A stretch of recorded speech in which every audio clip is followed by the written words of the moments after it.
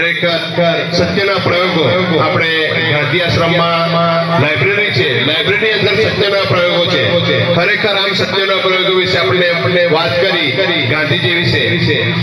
કોઈ પણ graduated officer આવે છે તો પહેલું પૂછે છે કે સત્યના પ્રયોગોની પુસ્તક છે, તો આપણે કહીએ છીએ હા છે. ગાંધી આશ્રમમાં પુસ્તકાલયમાં સત્યના પ્રયોગોની પુસ્તક છે. આજે એ પુસ્તક વિશે આ બેન વાત કરી.